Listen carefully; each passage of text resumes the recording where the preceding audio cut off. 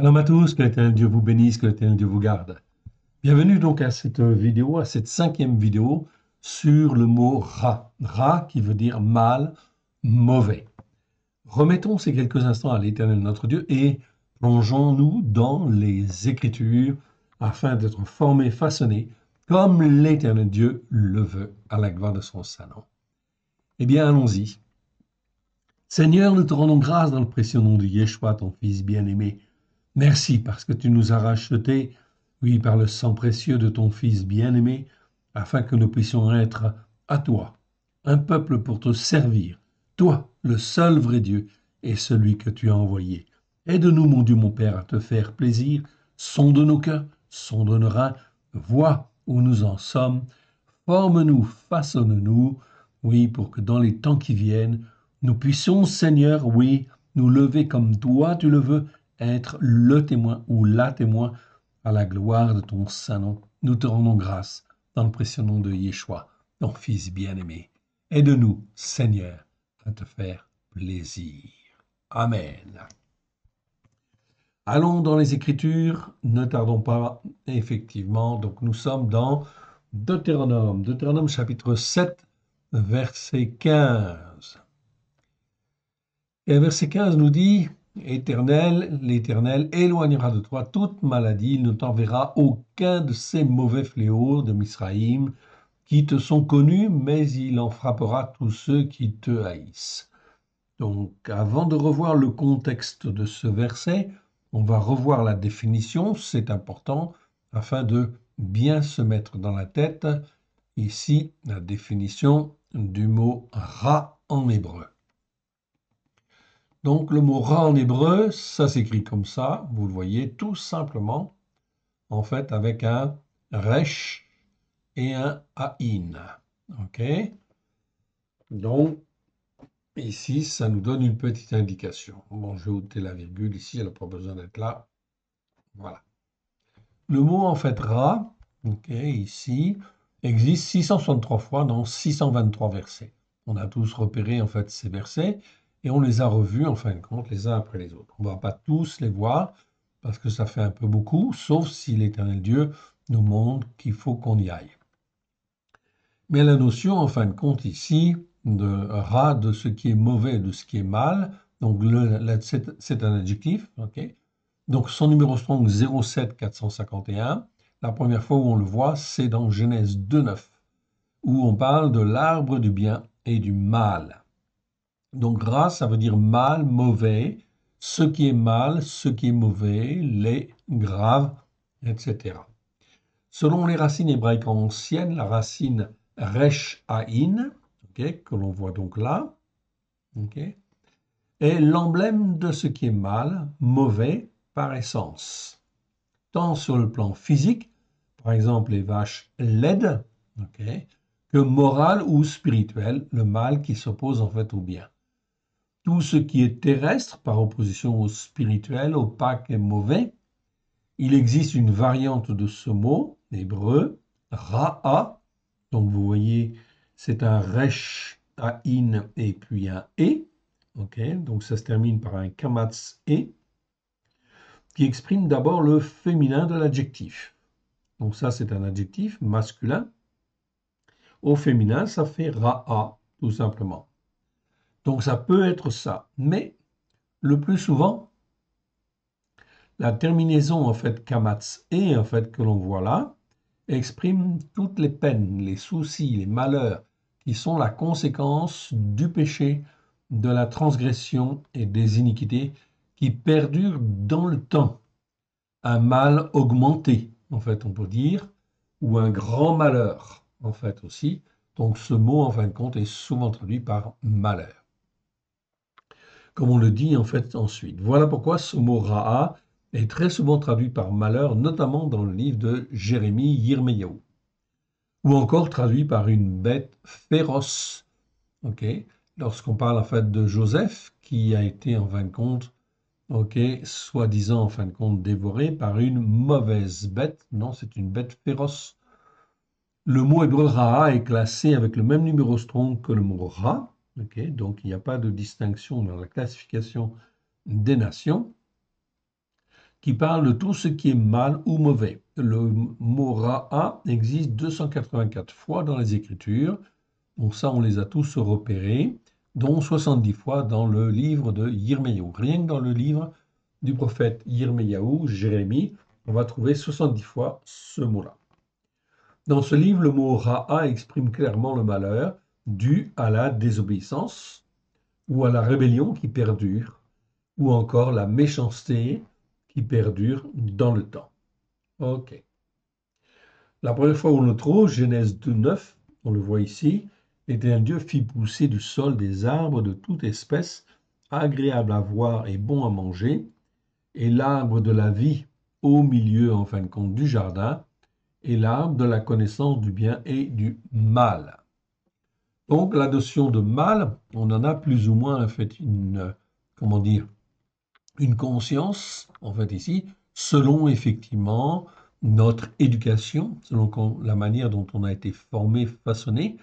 Donc, la définition, en fin de compte, du bien et du mal, elle est en fonction de notre histoire, si je puis dire, okay, mais ce n'est pas toujours conforme, effectivement, à l'écriture. La référence, c'est toujours l'écriture.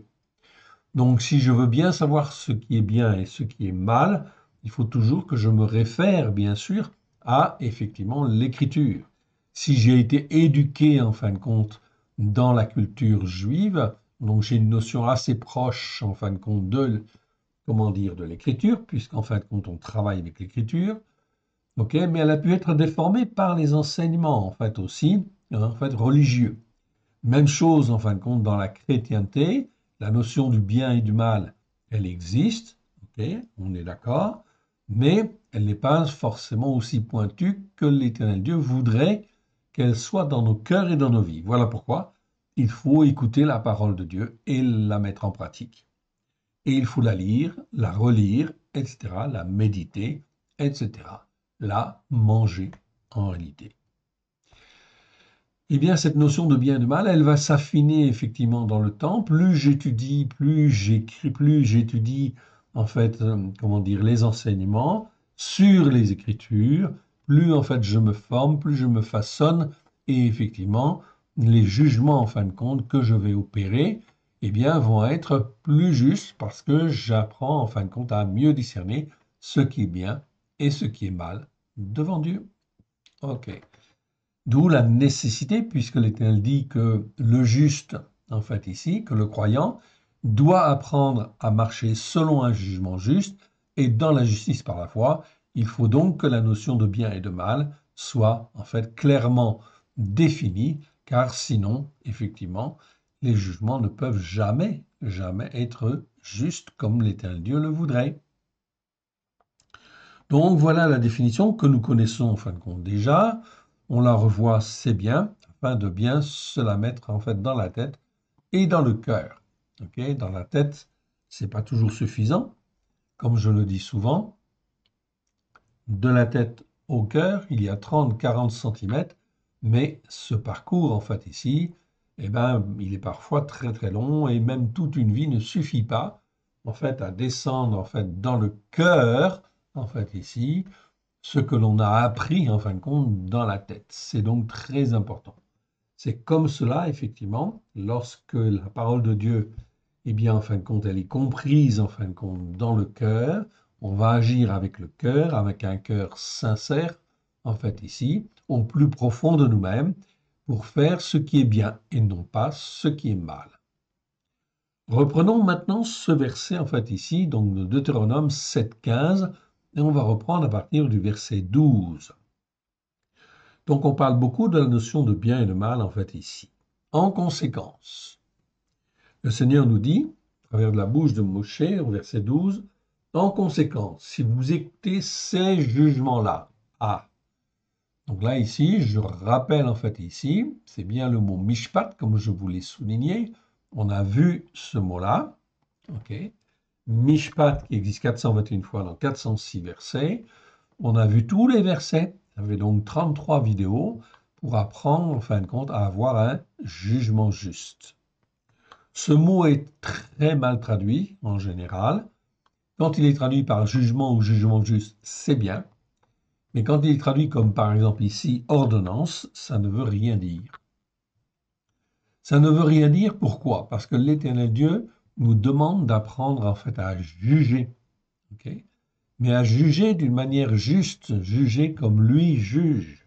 Quand Dieu dit que ceci est bien, on doit dire que ceci est bien. Quand Dieu dit que ceci est mal, de ma bouche, je dois sortir effectivement des paroles qui disent que ceci est mal. Pourquoi? Parce que effectivement la parole de Dieu le dit. C'est comme cela que l'on est formé, façonné à l'image de Dieu et à l'image de Christ, comme Dieu le veut. Et il nous a rachetés par le sang de l'agneau pour qu'on apprenne à avoir un jugement juste. Voilà pourquoi nous avons fait tous les versets concernant le mot jugement, en fait ici, jugement juste, mishpat. Donc ici, vous voyez bien, et ça parle très très bien. On ne parle pas d'ordonnance, non. Il y a déjà, en fin de compte, des jugements, il y a déjà des règles, il y a des lois, il y a des enseignements, il y a des commandements, etc. Ok, tout ça c'est bien. On n'a pas besoin de rajouter un autre mot, ordonnance. Une très mauvaise traduction. Ce qui fait que dans les traductions des nations, les traductions françaises, qui traduisent le mot mishpat par ordonnance, eh bien automatiquement, ça fait que le croyant, il n'est pas formé comme il convient. Résultat des courses, il ne peut absolument pas avoir un jugement juste. C'est impossible. En conséquence, si vous écoutez ces jugements-là, les jugements que moi, l'Éternel, je donne, en fait, ici. C'est ça que l'Éternel Dieu est en train de dire. Okay, il donne à ses enfants parce que c'est un père merveilleux, c'est un père qui aime et il veut que ses enfants apprennent à juger d'une manière juste. Et ceci en fait est très important parce que dans le monde en fait, dans lequel nous vivons, eh bien, si je veux apprendre à discerner selon Dieu ce qui est bien et ce qui est mal, je n'ai pas 36 solutions. Il faut que j'apprenne. En conséquence, si vous écoutez ces jugements-là, okay, si vous les observez et les mettez en pratique, donc c'est bien ce qu'on disait, l'Éternel, ton Dieu, gardera envers toi l'alliance et la bonté qu'il a juré à tes pères. À tes pères, et tes pères, c'est qui? Eh bien ici, quand on dit en fait à tes pères, c'est Abraham, c'est Yitzhak, c'est Jacob. Ce sont nos pères dans la foi. Que je sois juif ou non juif, nos pères dans la foi, je le dis bien, sont Abraham, Yitzhak et Jacob. Car l'Éternel, au travers en fait du sang de l'agneau, nous rachète pour nous faire rentrer dans l'alliance que Dieu fit avec Abraham, Yitzhak et Jacob. C'est un honneur, c'est un privilège, c'est une grâce pleine et entière car nous n'étions pas méritants. Mais si en fait l'Éternel Dieu nous fait rentrer dans cette alliance-là, qu'il a faite avec Abraham, Yitzhak et Jacob, eh bien sûr, il y a des conditions effectivement pour y rester et pour être formé, façonné. Parce que si tu n'es pas formé, façonné, comme l'Éternel Dieu le veut, tu vas te laisser séduire, te laisser tromper, et tu n'auras jamais de jugement juste, et tu ne pourras pas marcher dans la justice par la foi. C'est impossible. Mais si tu gardes tous les jugements que l'Éternel Dieu donne dans la Torah, les prophètes et les psaumes, alors il te dit ici, verset 13, il t'aimera, il te bénira et il te multipliera. Il bénira le fruit de tes entrailles et le fruit de ton blé, ton mou et ton huile, les portées de ton gros bétail et de ton menu bétail. Tout le pays qu'il a juré de donner, qu'il a juré à tes pères de te donner. Tu seras béni parmi les peuples. Il y aura chez toi ni homme stérile, ni femme stérile, donc ça veut dire que la vie va couler, ni aucun de tes quadrupèdes. Donc quadrupèdes, c'est les animaux. En fait, c'est les animaux à quatre pattes, en fait, ici, qui sont hauts sur pattes. Donc en français, on pourrait dire animaux, oui, mais animaux, c'est un terme beaucoup trop général. Donc en français, on a un problème, effectivement. Donc le mieux, c'est quand même de s'habituer en fait au mot quadrupède. Ok, parce que les quadrupèdes, c'est quoi?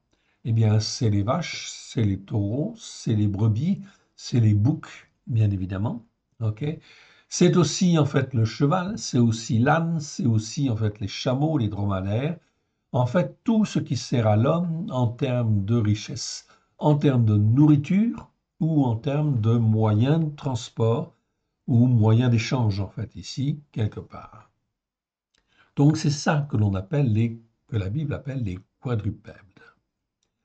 Donc, aucun quadrupède qui soit stérile parmi tes troupeaux, donc tu vas t'enrichir, t'enrichir, t'enrichir.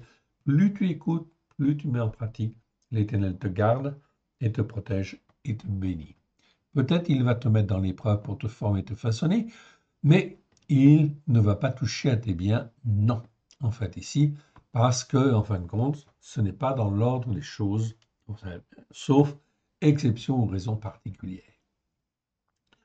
Donc tu seras béni parmi les peuples, il n'y aura chez toi ni homme stérile, ni femme stérile, ni aucun des quadrupèdes qui soit stérile parmi tes animaux.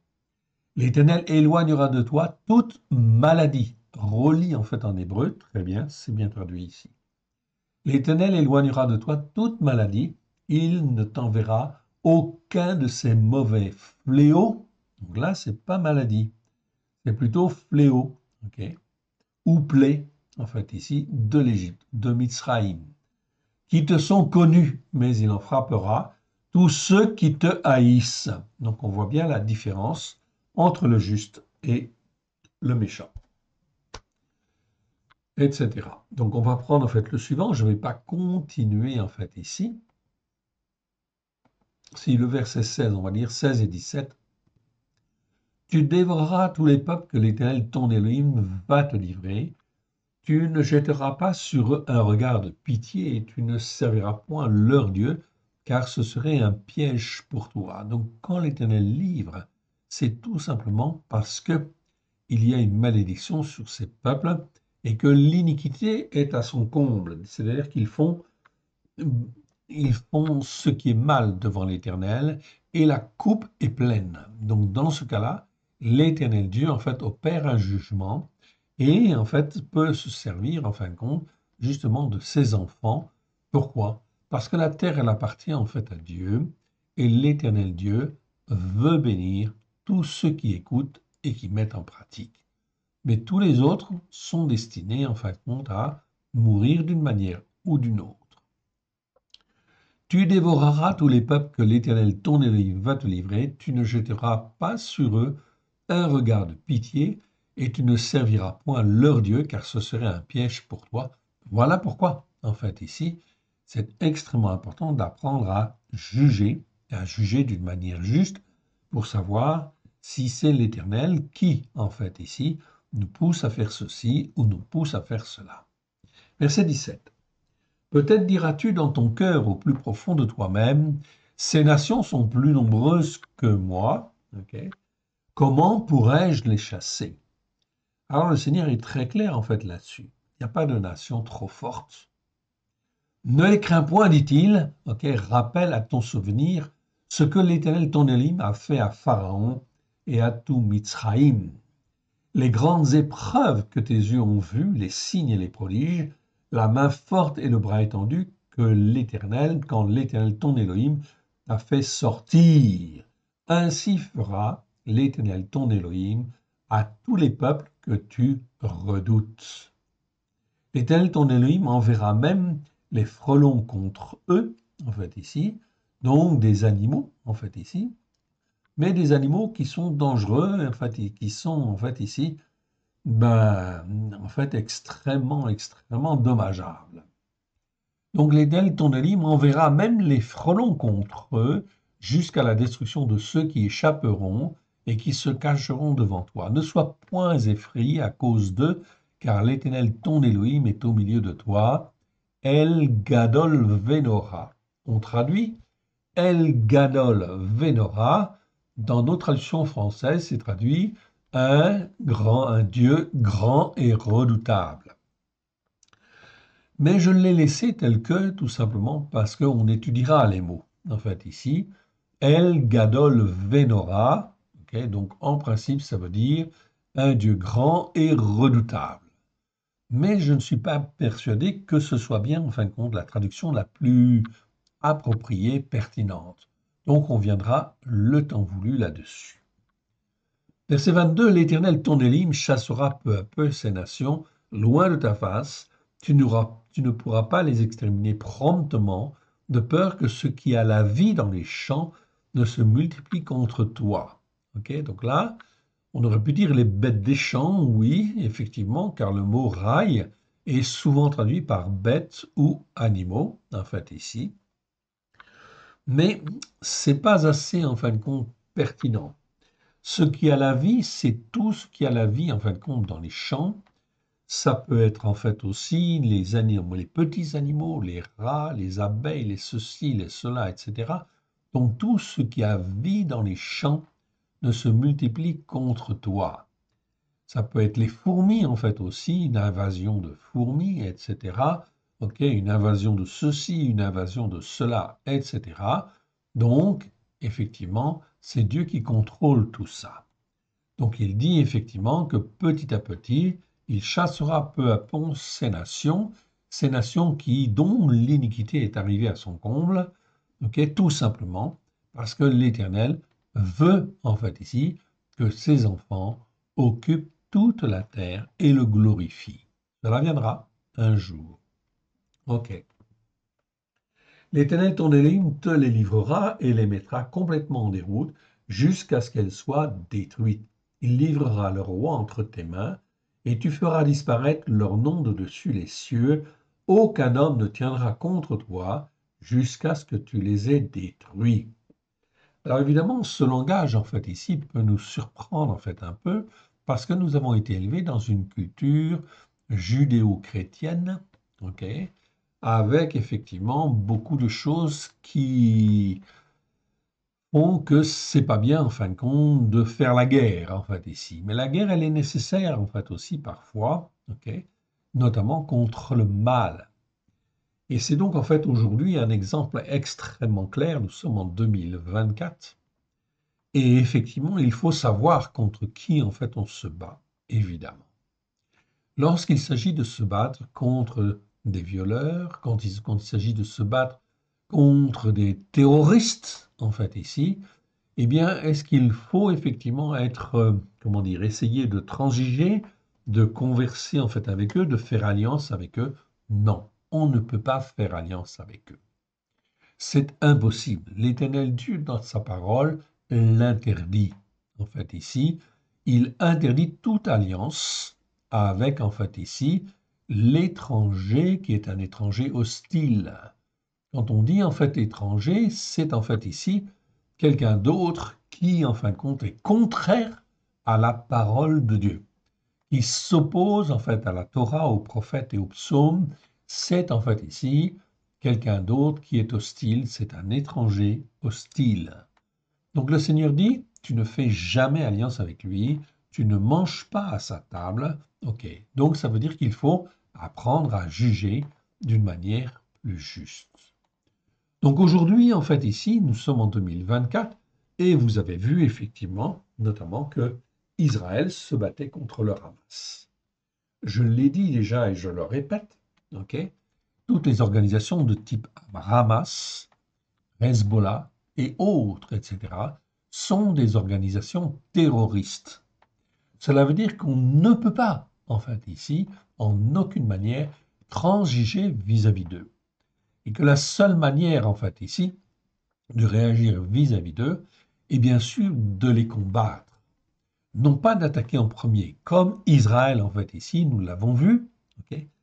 Israël combat le Hamas suite, en fait, au 7 octobre, où il s'est passé des choses absolument horribles, abominables, qui auraient dû être condamnées par tous.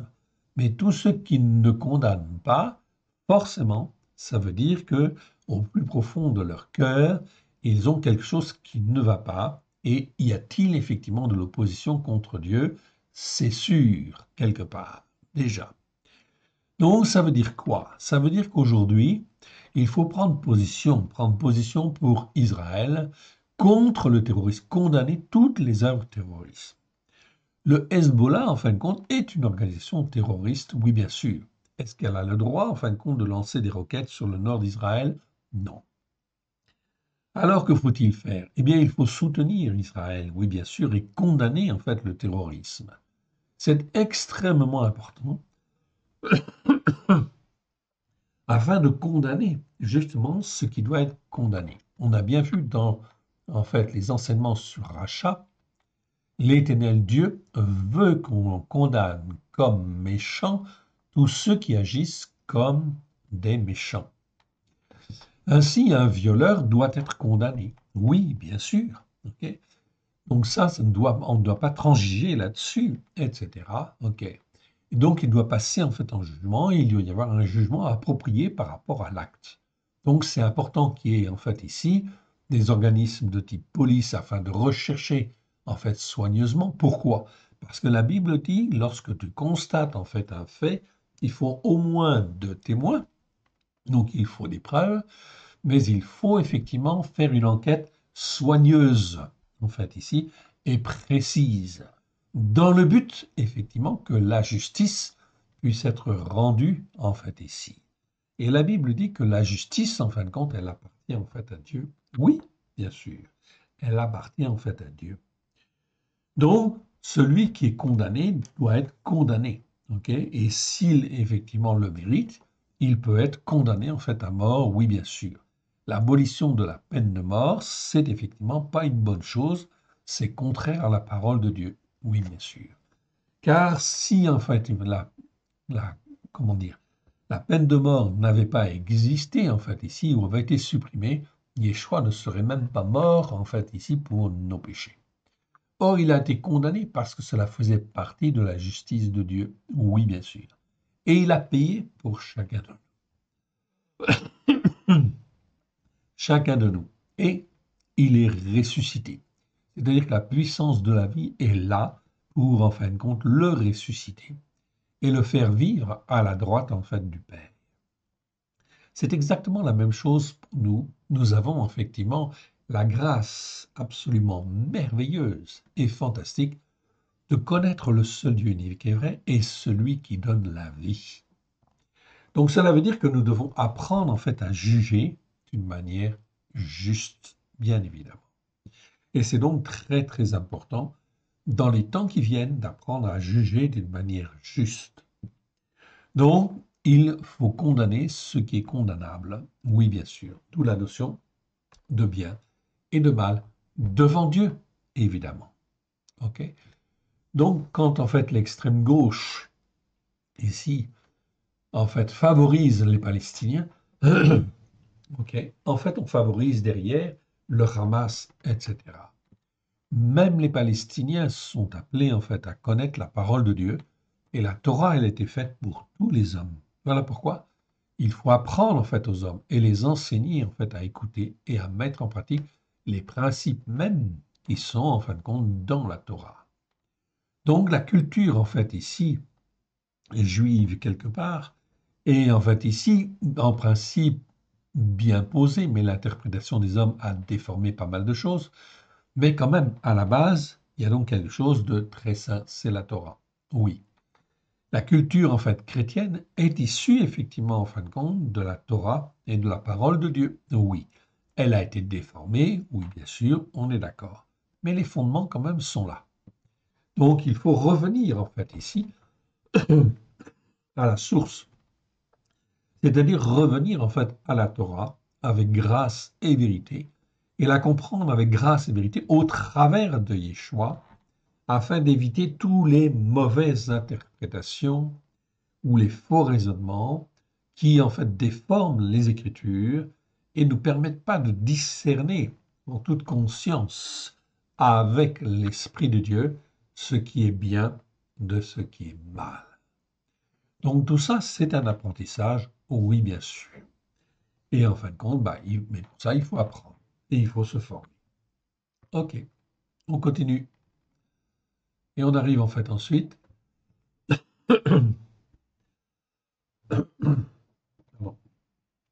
Alors, on arrive ensuite dans Deutéronome chapitre 9, j'en ai passé un.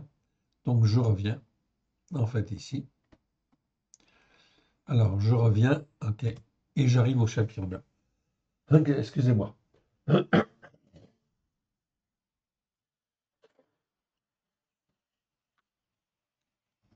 Alors,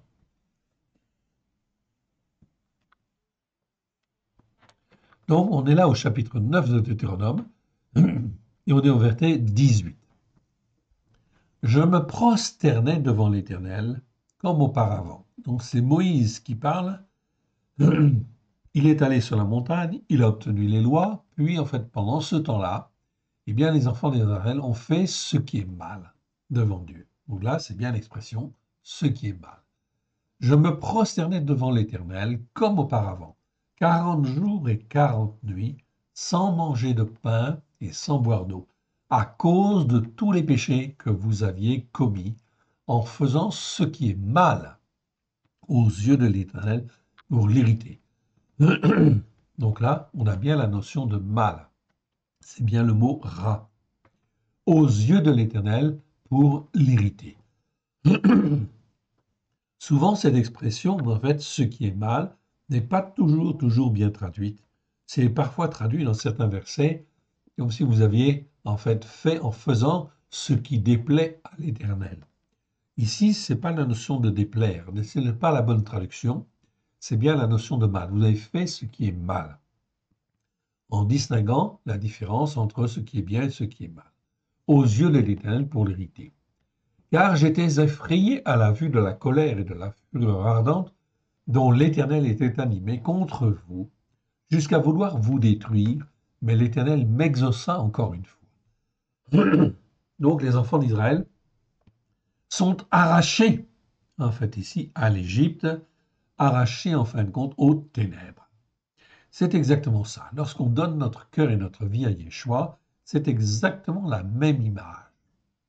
Et donc, une fois qu'ils sont sortis d'Égypte, que vont-ils faire? Est-ce qu'ils vont écouter? Est-ce qu'ils vont mettre en pratique, comme Dieu le veut? Est-ce qu'ils vont être dans un jugement juste, etc., ou non? Alors, effectivement, Moïse, en fait, ici, est effrayé à la vue de la colère et de la fureur ardente dont l'Éternel était animé contre, effectivement, les enfants d'Israël, puisqu'en fait, l'Éternel voulait les détruire. Comment se faisait-il? Je les arrache de l'Égypte, je les sors en fin de compte, je les forme, je les façonne, je leur dis de venir à la montagne, en fait, ici, du Sinaï, pour qu'ils puissent recevoir, en fait, ici, les, les commandements, les lois, les ordonnances, en fait ici, les jugements justes, en fait ici, de manière à pouvoir être formés, façonnés. Ok, l'Éternel Dieu était prêt à donner cela, après avoir racheté, en fait ici, ses enfants de la fournaise de l'Égypte. C'est exactement la même chose lorsque, en fait ici, je donne mon cœur et ma vie à Yeshua, je suis arraché du monde des ténèbres, et je suis arraché normalement des péchés, des transgressions, des iniquités. Cela ne veut pas dire que je ne vais pas en fait encore en commettre, mais normalement, je dois être formé, en fait façonné, afin de grandir petit à petit et de ne plus en fait pécher ou le moins possible, ok, de ne moins faire de transgressions et en fait ici de détruire toutes les iniquités, c'est-à-dire toutes les manières de penser, les traditions, les malédictions qui, en fin de compte, ici, viennent de mes pères. De mes pères, en fait, ici, spirituels, mais de mes pères naturels, en fait, aussi, quelque part. Tout ce qui, en fait, ici, est iniquité et n'est pas conforme à l'Écriture, tout simplement. Verset 20. L'Éternel est aussi très irrité contre Aaron, qu'il voulait faire périr, et pour qui j'intercédais encore dans ce temps-là. Aaron était en fait un sacrificateur, oui bien sûr, c'était le principal sacrificateur à l'époque, c'était le frère en fait de Moshe, et au lieu de garder en fait ici le bon jugement, vous voyez donc la nécessité d'avoir un bon jugement, si en fait on a un bon jugement, on reste ferme sur ce que l'Écriture dit, qui est bien et qui est mal. Si je n'ai pas un bon jugement, comment est-ce que je peux tenir? Je vais me laisser entraîner par, en fait, si l'influence des autres, l'influence du monde, et en fin de compte, ça va conduire à la dérive, inévitablement. Verset 21, je pris le veau que vous aviez fait, ce produit de votre péché, je le brûlai au feu, je le broyai jusqu'à ce qu'il soit réduit en poudre, et je jetai cette poudre dans le torrent qui descend de la montagne. Et les enfants d'Israël se sont révoltés, en fait, plusieurs fois. Ils ont fait ce qui est mal. Verset 22, à Taveira, à Massa, à Kivrot Harata, vous avez irrité l'Éternel, etc., etc. On ne va pas refaire l'histoire, mais c'est exactement, en fin de compte, ce qu'il faut comprendre, en fait, ici. Apprendre à avoir un jugement juste et se tenir, bien sûr, à ce que l'on a compris. On arrive, en fait, dans le chapitre 13 de Deutéronome. 13, en fait, ici, ok? Et là, on va reprendre à partir du verset 1. On va remonter, en fait, ici.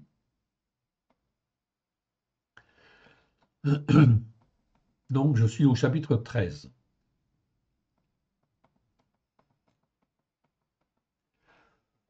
Alors,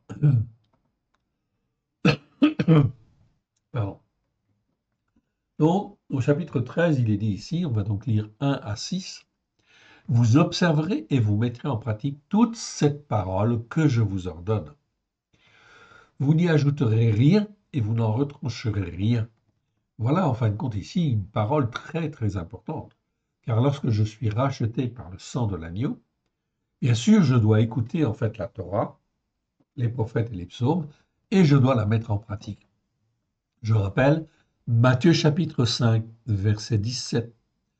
Yeshua dit, je ne suis pas venu pour abolir la Torah et les prophètes, mais je suis venu pour l'accomplir, pour accomplir. Pas un seul iota de la Torah, verset 18, pas un seul iota de la Torah ne disparaîtra, que tout ne soit accompli. Alors qu'a fait la chrétienté, en fait, ici? À cause des dérives, à cause des déformations, les croyants aujourd'hui ne savent même pas, en fait, ici, qu'ils doivent écouter et mettre en pratique la Torah. Faire le Shabbat, faire les fêtes de l'Éternel. Résultat des courses, l'iniquité s'accroît, l'endurcissement s'accroît, et ainsi, en fait, parce que l'endurcissement s'accroît, eh bien, leur jugement, en fin de compte, est totalement, en fait, erroné. À tel point qu'aujourd'hui, si on leur demande de prendre parti, en fait, ici, entre le terrorisme et Israël, alors que vont-ils choisir? Est-ce qu'ils vont choisir de soutenir Israël ou pas? Ou finalement de dire non, non, il faut s'occuper des Palestiniens, et en fin de compte, même si les terroristes sont des terroristes, en fait, il faut, en fait, ici, soutenir, en fait, ici, les Palestiniens parce qu'ils souffrent. Comme si, en fin de compte, ici, les enfants d'Israël n'avaient pas souffert, en fin de compte, ici, justement, des massacres, en fait, du 7 octobre et autres. Donc, il ne faut pas mélanger les choses, en fait, ici. Et ça, c'est très important. Donc, c'est très important. Pourquoi? Parce que cela veut dire que celui qui n'écoute pas la parole pour la mettre en pratique, automatiquement, ses jugements vont aller, en fin de compte, de travers. Il ne peut pas prendre des décisions justes. S'il s'élève au milieu de toi un prophète ou un songeur qui t'annonce un signe ou un prodige, et qu'il y ait accomplissement du signe ou du prodige dont il t'a parlé en disant « Allons après d'autres dieux que tu ne connais pas et servons-les », qu'est-ce que dit le Seigneur? Tu n'écouteras pas les paroles de ce prophète ou de ce songeur, car c'est l'Éternel, votre Élohim, qui vous met à l'épreuve pour savoir si vous aimez l'Éternel, votre Élohim, de tout votre cœur au plus profond de vous-même et de toute votre âme. Donc, l'Éternel Dieu qui sonde les cœurs, qui sonde les reins, est là, évidemment, et il regarde si on écoute, si on n'écoute pas. Si finalement on persévère en fait dans le fait de ne pas écouter, de se rebeller en fait contre Dieu, eh bien l'Éternel Dieu mettra un prophète, mettra en fait un beau parleur, en fait ici, un songeur, n'importe qui en fait ici aura un certain charisme, et en fin de compte ici, eh bien la personne sera incapable de juger ce qui est bien et ce qui est mal, parce qu'il n'a pas appris à écouter. Il va donc être entraîné en fait, a péché. Et en fin de compte, ici, l'Éternel est en train de le juger. Vous irez après l'Éternel votre Élohim et vous le craindrez. Vous observerez ses commandements, vous obéirez à sa voix, vous le servirez et vous vous attacherez à lui. C'est donc très important ces paroles, en fait, ici. Elles sont fondamentales. Verset 6.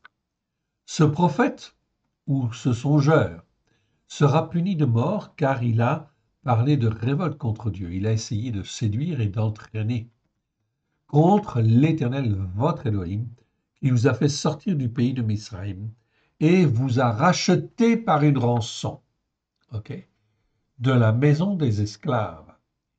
Ici, en fin de compte, c'est bien en fait un verbe qui parle de racheter par une rançon. Petit h, je vous le montre si vous le voulez. C'est le verbe pada. Pada, en fait, que vous voyez là, c'est un verbe très très important en hébreu. Pada, ça veut dire racheter, racheter par une rançon, et donc délivrer, sauver. Voilà pourquoi, en fin de compte, Yeshua, quand en fait il s'est offert, il nous rachète par une rançon. La rançon, en fin de compte, c'est sa vie, en fait, ici. Il a donné sa vie. Cette forme verbale, en fait, existe, enfin, ce verbe existe 59 fois dans 48 versets. On ne l'a pas étudié dans le détail, mais en réalité, ça nous donne une petite idée. Donc, vous voyez qu'on parlait, en fin de compte, déjà de rachat par une rançon, bien sûr, dans les Écritures depuis très longtemps, évidemment. Ces principes, ce sont les principes de Dieu, que de racheter par une rançon. OK? Alors, en fait, ici, donc j'étais, voilà, racheté par une rançon. Et vous a racheté par une rançon, verset 6, de la maison des esclaves. En fait, ici, il aura voulu te détourner de la voie par laquelle l'Éternel, ton Dieu, t'avait ordonné de marcher. Tu ôteras ainsi le mal du milieu de toi. Ça veut dire quoi? Ça veut dire que tout pasteur, tout prophète, tout homme, en fin de compte, qui est élevé en fait en dignité, qui en fait ici enseigne des fausses doctrines, des faux enseignements, qu'est-ce qu'il est en train de faire? Il est en train de détourner une âme que l'Éternel a rachetée au prix du sang précieux de son Fils bien-aimé.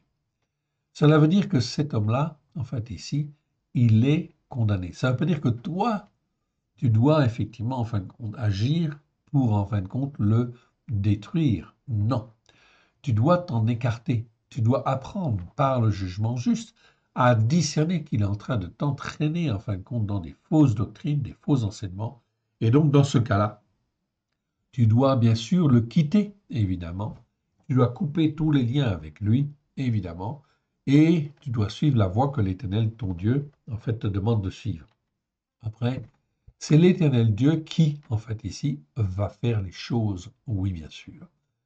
Il aura voulu te détourner de la voie dans laquelle l'Éternel, ton Élohim, t'avait ordonné de marcher. Tu ôteras ainsi le mal du milieu de toi. Ça veut dire qu'en fin de compte, si tu ne le suis plus, tu ôtes le mal du milieu de toi. Oui, bien sûr. Si tu laisses en fait ces enseignements continuer à te nourrir, eh bien automatiquement, tu vas en fin de compte ici te polluer et ça va vraiment pas être bon du tout, du tout, du tout. OK?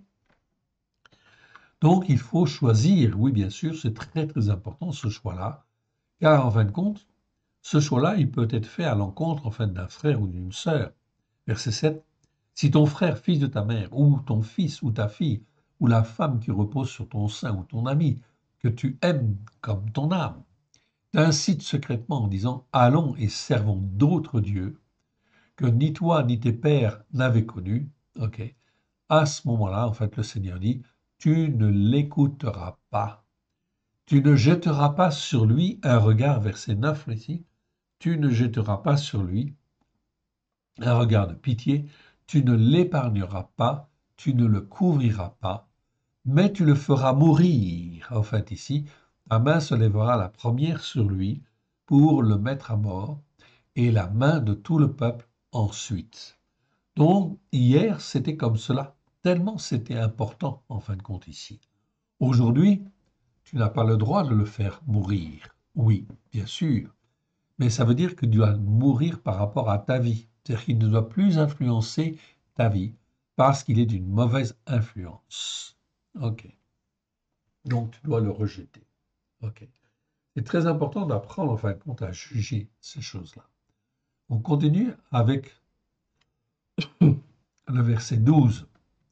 Il en sera ainsi afin que tout Israël entende et craigne que l'on ne continue pas à commettre ce que la parole déclare être mal au milieu de toi. Donc on voit très très clairement en fait ici, il faut effectivement en fin de compte assainir en fait ici notre environnement. Oui bien sûr, ça fait partie en fin de compte des jugements que nous devons opérer. Verset 13, si tu entends dire au sujet de l'une des villes qui t'a donné pour demeure, que t'a donné pour demeure l'Éternel ton Élu, des gens fils de Bélial sont sortis du milieu de toi et ont séduit les habitants de leur ville en disant, allons et servons d'autres dieux que tu ne connais pas. Ici, en fin de compte, au verset 14, on dit des gens. C'est bien le mot Énoche. Énoche dont on a parlé en fin de compte déjà, oui bien sûr. Ok. Et là on dit en fin de compte qu'ils sont fils de Bélial, c'est-à-dire fils de Satan. Ici j'ai bien le mot Bélial. Bélial que l'on n'a pas étudié dans le détail existe 27 fois dans 26 versets. Bélial, c'est Satan. Ok. Et effectivement, en fin de compte, ici, c'est traduit dans la version seconde par des gens pervers. Non, c'est des gens fils de Bélial, c'est-à-dire qui écoutent Satan et qui dépendent de Satan. Ok. C'est-à-dire, en fin de compte, de l'homme qui est contre Dieu, enfin l'homme, l'être spirituel qui est contre Dieu, qui s'est rebellé contre Dieu et qui entraîne dans sa rébellion tous les hommes. Ils sont fils de Bélial. Donc des gens fils de Bélial sont sortis du milieu de toi et ont séduit les habitants de leur ville en disant, allons et servons d'autres dieux que tu ne connais pas. Vous voyez donc, c'est donc extrêmement important d'avoir un jugement juste, d'apprendre à juger d'une manière juste, afin de discerner tous ceux qui peuvent agir sous l'influence de Bélial. Est-ce que c'est en fait ici occasionnel ou est-ce que derrière il y a l'action effectivement de Satan qui en fin de compte veut détruire? Et oui, c'est l'ennemi de nos âmes. Il ne faut pas l'oublier et il faut apprendre en fait à juger. Tu feras des recherches. Ici, verset 15. Tu feras des recherches. En fait, littéralement, c'est tu feras une enquête. Tu examineras. Tu interrogeras avec beaucoup de soin. En fait, ici, la chose est-elle vérité? Le fait est-il établi? Cette abomination a-t-elle été commise au milieu de toi? Eh bien, à ce moment-là, il faut prendre effectivement des décisions. Il faut prendre des décisions pour que cette influence mauvaise ne puisse, en fait, ici, gagner l'ensemble du troupeau des croyants, par exemple. Donc tout cela appartient, en fin de compte, comment dire, au chef, en fait, ici, de la maison, chef de famille, ou au chef de 10, ou au chef de 50, ou au chef de 100, ou au chef de 1000. Voilà pourquoi il faut suivre l'organisation que l'Éternel Dieu nous donne. Un chef de 10, c'est un chef qui a 10 personnes, en fait, ici, ou moins de 10 personnes. 50, c'est quelqu'un, en fin de compte, qui est responsable, et en dessous de lui, il a 5 chefs de 10, etc. C'est la meilleure organisation, évidemment, c'est celle qui vient de la parole de Dieu. Et elle est toujours valable. Voilà pourquoi, en fin de compte, tout commence par la base. Comment, en fait, elle est formée, comment elle est façonnée. Si les enfants de Dieu, à la base, sont formés et façonnés pour être des fils et des filles de Dieu, ils vont s'organiser forcément. Et dans les 40 ans qui viennent, cela va s'organiser, cela va se mettre en place. Il y aura à droite et à gauche des chefs de 10, des chefs de 50, des chefs de 100, etc. Pour s'opposer bien sûr au mal et pour combattre en fait le mal et afin effectivement de soutenir les uns les autres et de les faire grandir. C'est exactement en fait la parole de la multiplication des pains, bien évidemment. Elle nous en parle et il fallait en fait saisir le sens, bien évidemment. On continue et on arrive en fin de compte ici, donc dans Deutéronome 15. Deutéronome 15, en fait ici, et on va lire à partir du verset 19. Donc Deutéronome 15, voyons ce qui nous est dit en fait ici. Les premiers-nés des animaux. Tu consacreras à l'Éternel ton Elohim tout premier-né mâle qui naîtra dans ton gros bétail et dans ton menu bétail. Donc tu consacreras à l'Éternel. Cela veut dire que le premier-né devait être donné au sacrificateur et cela constituait en fait ici les troupeaux des Lévites et des sacrificateurs. Donc la richesse des Lévites et des sacrificateurs. Tu ne travailleras point avec le premier. Et il servait en fait aussi aux offrandes, bien évidemment, et aux holocaustes. Tu ne travailleras point avec le premier-né de ton taureau, et tu ne tondras point le premier-né de tes brebis. Tu le mangeras chaque année, toi et ta famille, devant l'Éternel ton Elohim, dans le lieu qu'il choisira. Donc l'Éternel demandait à ce que l'on mette de côté, en fait, ici, le premier-né de ton taureau, et en fait ici le premier-né de tes brebis. Et tu vas le manger, en fait ici, chaque année. C'est une manière, en fin de compte, de se réjouir devant l'Éternel. Tout cela était dans le but d'entretenir une relation avec l'Éternel et de maintenir en fait cette relation afin que la corruption spirituelle ne puisse gagner en fin de compte ici les âmes. S'il a quelques défauts, s'il est boiteux ou aveugle, ou a un défaut en rapport avec ce qui est mal, dans la parole de Dieu, tu ne l'offriras point en sacrifice à l'Éternel ton Elohim. Tu le mangeras dans tes portes. Celui qui sera impur et celui qui sera pur en mangeront l'un et l'autre, comme on mange de la gazelle et du cerf. Seulement, tu n'en mangeras pas le sang, tu le répandras sur la terre comme de l'eau. Donc, tout cela, derrière cela, il y avait donc des raisons. Mais on n'a pas besoin de saisir forcément toutes les raisons. À partir du moment où Dieu demande de faire comme ça, on fait comme ça, c'est tout. Deutéronome 17. Deutéronome 17, versets 1 à 7. Tu n'offriras en sacrifice à l'Éternel ton Elohim ni taureau ni agneau qui ait un quelconque défaut, qui ait un quelconque défaut, selon ce que la parole de Dieu déclare être mal. Donc un quelconque, on va dire quelconque plutôt, c'est mieux. Quelconque défaut, selon ce que la parole en fait déclare être mal, car ce serait une abomination à l'Éternel ton Elohim. Il se trouvera peut-être au milieu de toi, dans l'une de tes villes, que l'Éternel ton Elohim te donne, un homme ou une femme, faisant ce qui est mal aux yeux de l'Éternel ton Elohim. Donc ici, on voit en fin de compte l'expression mal, en fait ici, faisant ce qui est mal aux yeux de l'Éternel ton Elohim et transgressant son alliance. Allant après d'autres dieux, en fait ici, donc étant idolâtre, pour les servir et se prosterner devant eux, après le soleil, la lune et toute l'armée des cieux, ce n'est point là ce que j'ai commandé. Dès que tu en auras connaissance, dès que tu l'auras appris, tu feras avec soin des recherches. Donc, feras avec soin des recherches. Donc, on fait une enquête. On n'accuse pas en fait à la légère. Il faut au minimum 2 témoins et il faut toujours faire une enquête. Oui, bien sûr. De manière à ne pas se laisser entraîner dans des fausses en fait accusations. Oui, bien sûr. La chose est-elle vérité? Le fait est-il établi? Cette abomination a-t-elle été commise en Israël?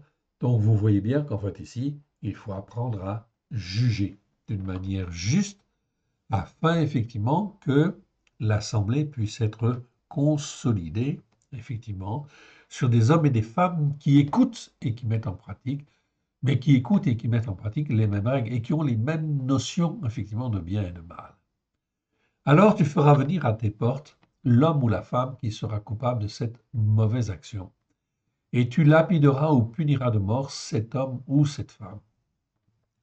Donc hier, c'était comme ça. Il fallait en fin de compte lapider dans le but en fait d'éliminer effectivement en fait ici le coupable. Aujourd'hui, bien sûr, on ne fait pas ça, évidemment, mais on expulse, etc. On prend d'autres solutions, etc. S'il n'y a pas de possibilité de revenir. Mais en général, au travers de Christ Yeshua, par la prière, et effectivement, en fin de compte, par l'Esprit, en fin de compte, de Dieu, il est possible effectivement de changer, en fait, bien évidemment, les choses, car l'Éternel Dieu, il ne faut jamais l'oublier, en fait, ici, nous dit bien que l'Éternel Dieu ne veut pas la mort du méchant et ne veut pas la mort de qui que ce soit et ne veut pas rejeter, en fait, ici, qui que ce soit, dès lors que cette personne, en fait, ici, est à même de pouvoir revenir. Donc il faut jouer avec le temps, si je puis dire, la prière et la puissance de l'esprit afin d'accomplir ce qui est agréable à Dieu et faire ce qui est bien devant Dieu et non pas ce qui est mal. Celui qui mérite la mort sera exécuté sur la déposition de 2 ou de 3 témoins. Il ne sera pas mis à mort sur la déposition d'un seul témoin.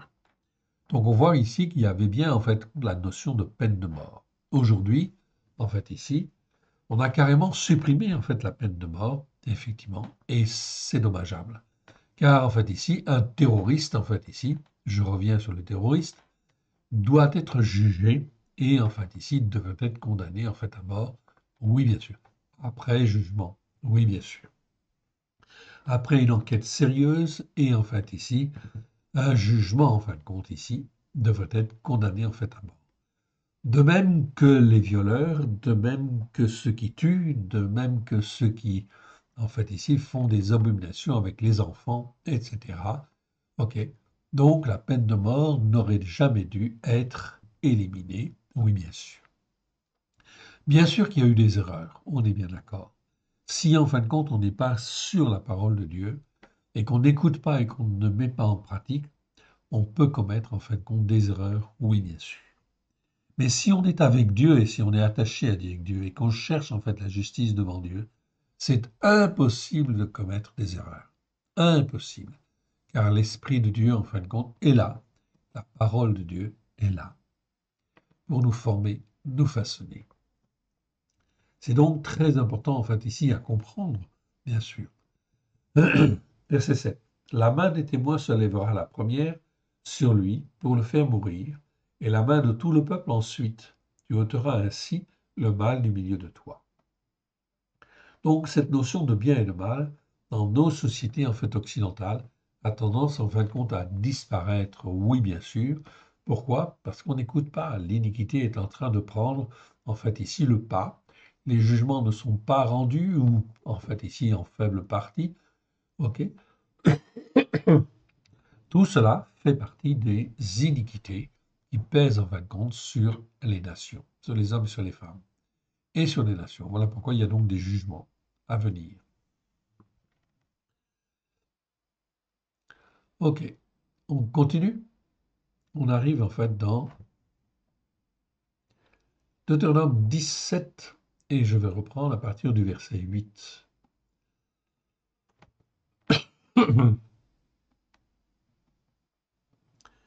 Si une cause relative à un meurtre, à un différend, à une blessure te paraît être un jugement trop difficile et fournit matière à contestation dans tes portes, tu te lèveras, tu monteras au lieu que l'Éternel, ton Élohim, choisira.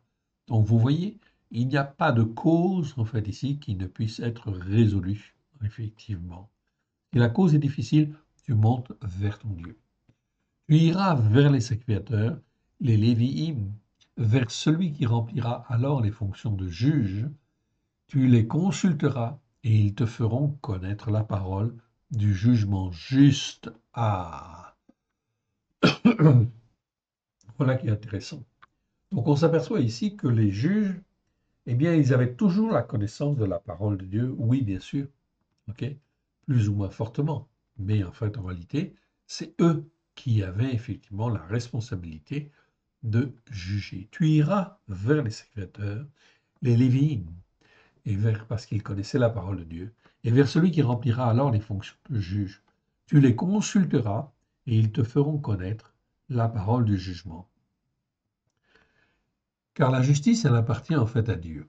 Verset 10, tu te conformeras à ce qu'ils te diront dans le lieu que choisira l'Éternel, et tu auras soin d'agir d'après tout ce qu'ils t'enseigneront. Verset 11, tu te conformeras à la Torah qu'ils t'enseigneront et au jugement juste qu'ils auront prononcé. Tu ne te détourneras, tu ne te détourneras de ce qu'ils te diront, ni à droite, ni à gauche. Donc on voit en fait ici que la justice et la foi marchent de pair. Oui, bien sûr. Verset 12. L'homme qui par orgueil n'écoutera pas le sacrificateur, placé là pour servir l'Éternel ton Élohim, ou qui n'écoutera pas le juge, cet homme-là sera puni de mort. Tu ôteras ainsi le mal du milieu d'Israël. Donc la chose en fin de compte était très très claire en fait ici, on le voit bien, tout est en référence avec la Torah et avec Dieu, car l'Éternel Dieu respecte sa Torah, bien évidemment, afin que tout le peuple entende et craigne et qu'il ne se livre plus à l'orgueil. Donc on n'a pas étudié en fait les mots en fait ici, en fait Zadon. Zadon en fait ici, ça veut dire en fait orgueil, ok. Mais on a un autre mot en fait ici encore, c'est zoud. Okay. Donc, c'est pas tout à fait le même mot, c'est la même racine. Mais en réalité, il y a des variantes. Donc, on n'a pas étudié en fait encore ces mots-là. On l'aura, on les étudiera le moment voulu, quand l'Éternel Dieu le voudra. Et autant voulu. Ok. Donc, ça, c'est important, en fait, ici, évidemment. Apprendre à obéir comme Dieu, en fin de compte, le veut. On arrive dans Deutéronome 19.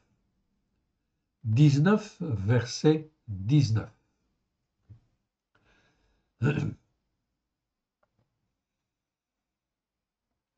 Et là, en fait, on voit encore cette notion, en fin de compte, de mal.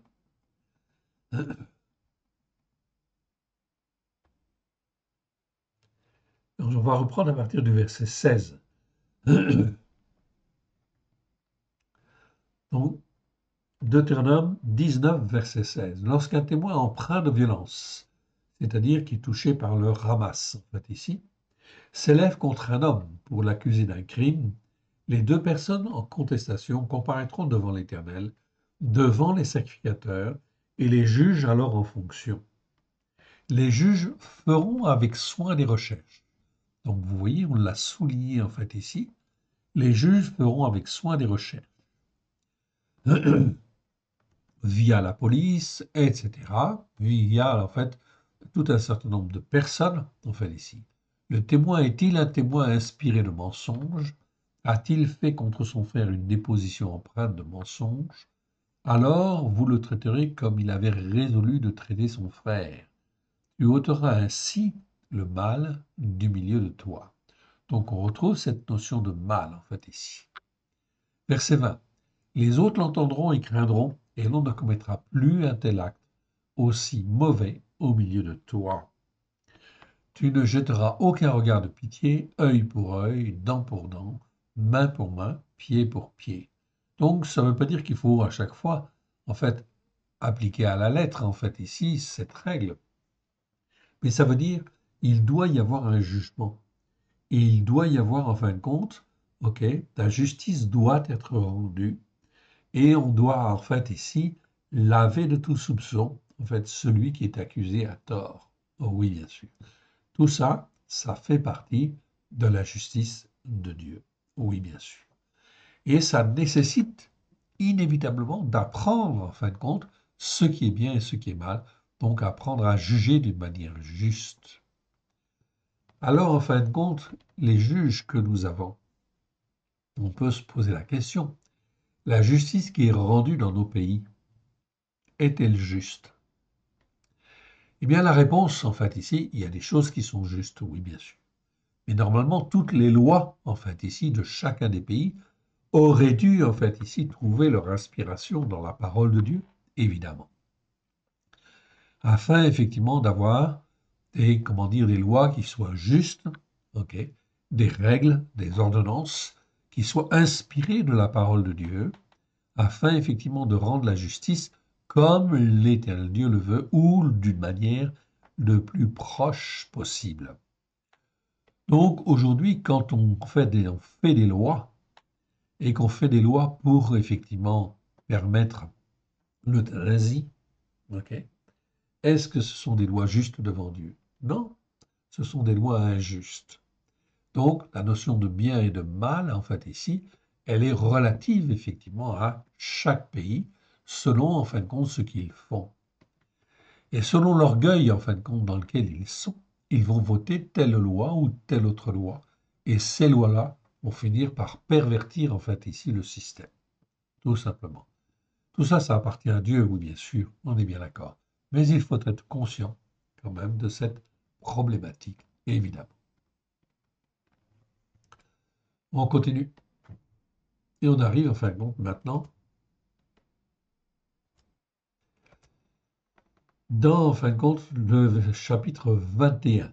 21, verset, en fait, ici, 21. Et je vais m'arrêter là pour aujourd'hui. Et on reprendra, en fait, ici, la prochaine fois. Deutéronome. Alors, Deutéronome 21, je note, 21, verset 21, tout simplement. OK. Donc, on reprendra, en fait, ici, à ce niveau-là. OK. Remettons ces quelques instants à l'Éternel, notre Dieu, notre Père. Père très saint, nous te rendons grâce dans le précieux nom de Yeshua. Merci Seigneur pour ta parole vivante que tu nous donnes. C'est toi qui nous formes et qui nous façonnes. Que ce qui n'est pas de toi dans le nom d'Yeshua s'en aille dans les lieux arides. Que ce qui est de toi soit loin de grâce et de vérité au travers de Yeshua, ton Fils bien-aimé. Et que cela puisse nous former, nous façonner comme toi tu le veux, afin d'être dans un meilleur jugement juste à la gloire de ton Saint-Nom. Nous te rendons grâce dans le précieux nom de Yeshua, ton Fils bien-aimé. Alléluia. Amen. Que l'Éternel Dieu vous bénisse, que l'Éternel Dieu vous garde. Shalom à tous. Amen.